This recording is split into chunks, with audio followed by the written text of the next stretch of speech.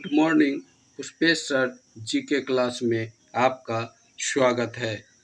आज मैं आपको जो है जैव उर्वरक के बारे में बताने जा रहा हूँ। एक होता है केमिकल फर्टिलाइज़र, जो आजकल उसका धड़ल्ले से उपयोग हो रहा है। डीएपी, पोटास, ये सब जो है केमिकल फर्टिलाइज़र है।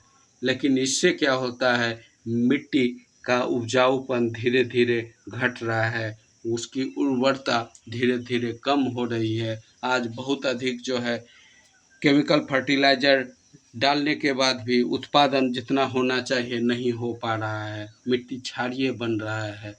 इसको देखते हुए मिट्टी में गुणात्मक सुधार हो, उसमें सूक्ष्म जीवों की रक्षा हो और जो है अस्थायी उर्वरकता उसमें बनी रहे, तो जैव उर्वरकों का जो है उपयोग तेज़ी से, कार्बनिक और जैव उर्वरकों का उपयोग तेज़ी से हो रहा है।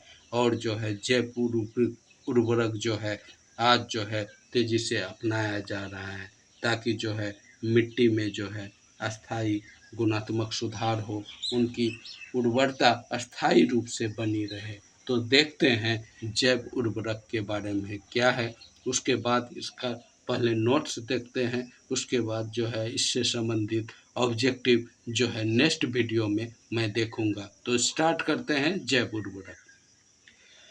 जैव उर्वरक सूक्ष्म जीवों व जीवाणुओं से युक्त खाद है।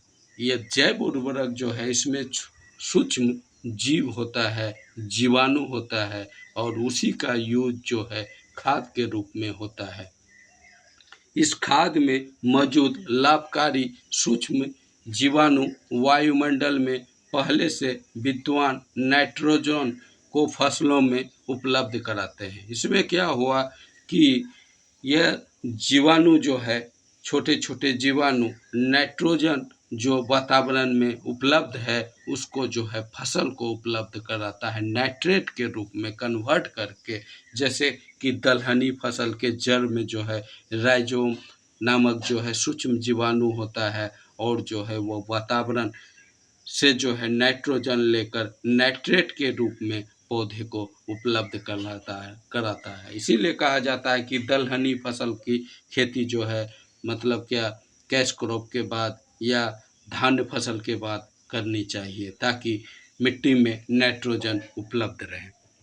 ये मिट्टी में मौजूदा और घुलनशील फॉस्फेट को जल में घुलनशील बनाकर पौधे को उपलब्ध कराने का भी कार्य करता है। इसके अलावा मिट्टी में जो है वो घुलनशील फॉस्फेट है, जो घुला नहीं है, को जल में घुलनशील बनाता है। ये जो है सूक्ष्म जीव और पौधे को जो है यह फॉस्फेट जो है उपलब्ध कराता है। वैज्ञानिक प्रयोग द्वारा यह सिद्ध हो चुका है कि जैविक खाद के प्रयोग से 30 से 40 किलोग्राम नाइट्रोजन प्रति हेक्टेयर भूमि को प्राप्त होता है। वैज्ञानिक इस बात को सिद्ध कर चुका है कि जैविक खाद का यदि प्रयोग किया जाए तो भूमि को 30 से 40 किलोग्राम अधिक जो है नाइट्रोजन प्रति हेक्टेयर उपलब्ध होगा तथा उपज में 10 से 20% तक की बढ़ोतरी होगी और फसल के उत्पादन में 10 से 20% जो है अधिक बढ़ोतरी होगी। फास्फोबैक्टीरिया तथा माइक्रोराजा नामक जैव उर्वरकों के प्रयोग से खेत में फास्फोरस की उपलब्धता में 20 से 30% की बढ़ोतरी होती है। नाम ही है फास्फोबैक्टीरिया तथा माइक्रोराजा। इस जैव उर्वरक के प्रयोग से जो है मिट्टी में फास्फोरस जो है 20 से 30% जो है अधिक उपलब्ध होता है। जैविक खाद के प्रयोग से पर्यावरण सुरक्षित रहता है और जैविक खाद का प्रयोग होने से पर्यावरण को खतरा नहीं होता है, पर्यावरण बिल्कुल सुरक्षित रहता है। इससे फसलों में मृदाजन रोग नहीं होता है, पर्यावरण को कोई हानि नहीं, एयर पोल्यूशन, न वाटर पोल्यूशन, न लैंड पोल्यूशन, और इससे जो है मृदा यानी कि मिट्टी में रोग भी नहीं होता है। खेत में लाभकारी सूक्ष्म जीवों की संख्या बढ़ती है और जो है खेत में छोटे छोटे जीवाणुओं की संख्या जो है बढ़ती है और इससे जो है मिट्टी में गुणात्मक सुधार होता है।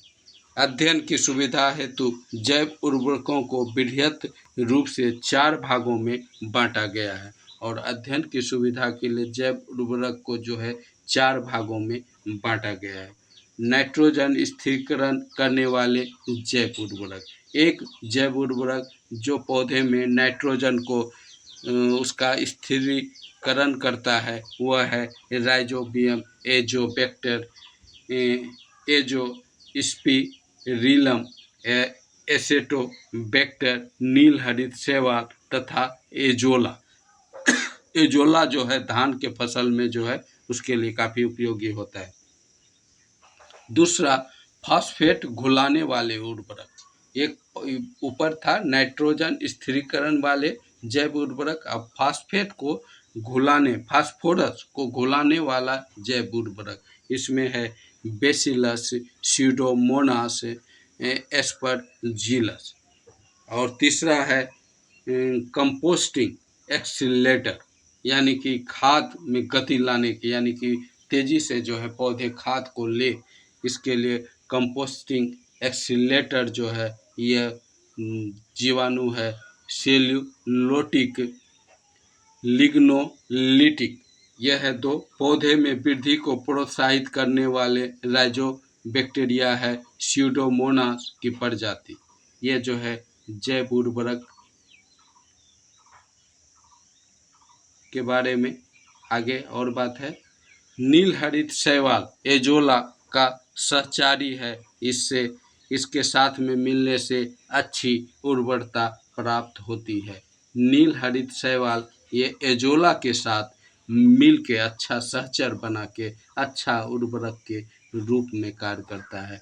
नील हरित शैवाल एक सूक्ष्म प्रोकैरियोटिक शैवाल होते हैं, जबकि एजोला एक जलीय फर्न होता है जिनकी पत्तियों की पृष्ठीय सतह पर पाई जाने वाली गुहिका में रहने वाले जीवाणु एनाबीना एजोली की मदद से यह नाइट्रोजन का स्थिरीकरण कर उपज की क्षमता में वृद्धि में सहायक होता है।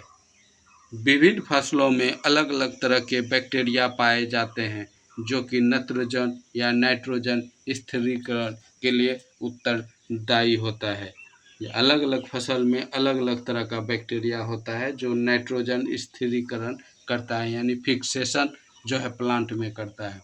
जैसे सोयाबीन में होता है राइजोबियम जेपोनिकम, और जो है 3 पतिया घास में राइजोबियम ट्राइफोली, और लूसन राइजोबियम मेलिलोथी।